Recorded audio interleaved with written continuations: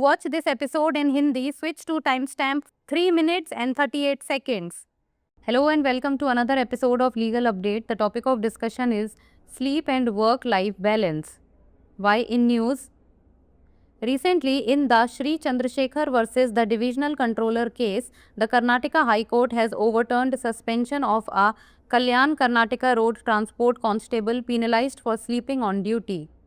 Background of the case: a Karnataka State Transport Constable transferred to Kalyan Karnataka Road Transport Corporation due to staff shortages was suspended for sleeping on duty after a video surfaced on social media.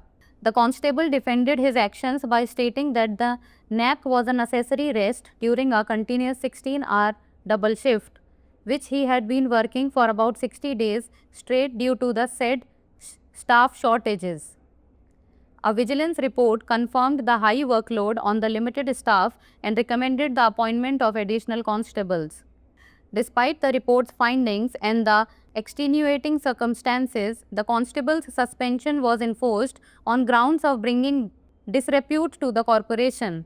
The constable has challenged the suspension in the Karnataka High Court, seeking reinstatement to his position. Court observation: the bench of Justice M.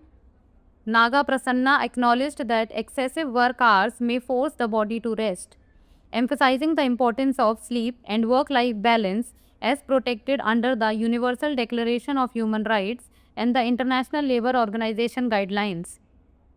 It was noted that while sleeping during a normal shift could be seen as misconduct, in this specific case, where the employee worked continuous double shifts due to staff shortages, the behavior was understandable and not blameworthy.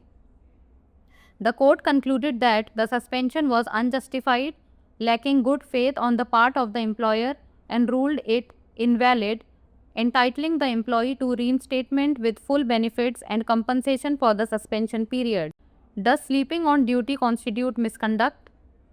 Right to rest and leisure, as recognized in Article 24 of the Universal Declaration of Human Rights, which includes reasonable limitation of working hours and periodic holidays with pay. Article 24 of the UDHR states, everyone has the right to rest and leisure, including reasonable limitation of working hours and periodic holidays with pay. International Labour Organization covenants that establish standards for work hours not exceeding 48 hours weekly and 8 hours daily except in exceptional circumstances. The court states that this right is not merely aspirational but has practical implications for employment practices and workplace regulations, particularly when determining what constitutes reasonable grounds for disciplinary action. Now it's time for the practice question. What does Article 24 of the Universal Declaration of Human Rights guarantee? Right to free speech, right to rest and leisure, right to fair compensation, or right to freedom of movement? Send the answer of this question in the comment section. That's all for today. Thank you so much for watching. नींद और work life balance चर्चा में क्यों? हाल ही में श्री चंद्रशेखर बनाम मंडलीय नियंत्रक मामले में कर्नाटक उच्च न्यायालय ने कल्याण कर्नाटक रोड ट्रांसपोर्ट के एक कांस्टेबल के निलंबन को रद्द कर दिया, जिसे ड्यूटी के दौरान सोने के कारण दंडित किया गया था। मामले की पृष्ठभूमि: एक कर्नाटक राज्य परिवहन कांस्टेबल, जिसे कर्मचारियों की कमी के कारण कल्याण कर्नाटक रोड ट्रांसपोर्ट कॉरपोरेशन में स्थानांतरित किया गया था, ड्यूटी के दौरान सोने के लिए निलंबित कर दिया गया जब उसका एक वीडियो सोशल मीडिया पर सामने आया। कांस्टेबल ने अपनी सफाई में कहा कि यह झपकी एक आवश्यक विश्राम थी, क्योंकि वह लगातार 16 घंटे की दोहरी शिफ्ट में काम कर रहा था और लगभग 60 दिनों से बिना रुके यह कार्य कर रहा था, जो कर्मचारियों की कमी के कारण हुआ। एक सतर्कता रिपोर्ट में पुष्टि की गई कि समिति कर्मचारियों पर भारी कार्यभार था और अतिरिक्त कांस्टेबलों की नियुक्ति की सिफारिश की गई। रिपोर्ट के निष्कर्षों और विशेष परिस्थितियों के बावजूद कांस्टेबल का निलंबन इसलिए लागू किया गया क्योंकि यह निगम की बदनामी का कारण बना। कांस्टेबल ने अपने निलंबन को कर्नाटक उच्च न्यायालय में चुनौती दी और अपनी बहाली की मांग की। न्यायालय का अवलोकन: न्यायमूर्ति एम नागप्रसन्ना की पीठ ने स्वीकार किया कि अत्यधिक कार्य घंटे शरीर को विश्राम करने के लिए बाध्य कर सकते हैं और उन्होंने नींद तथा कार्य जीवन संतुलन के महत्व पर जोर दिया, जिसे सार्वभौमिक मानवाधिकार घोषणा और अंतर्राष्ट्रीय श्रम संगठन के दिशानिर्देशों द्वारा संरक्षित किया गया है।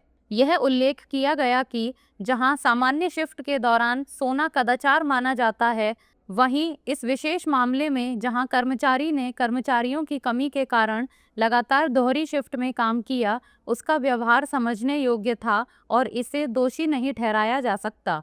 अदालत ने निष्कर्ष निकाला कि निलंबन अनुचित था और नियोक्ता की ओर से सद्भावना की कमी थी।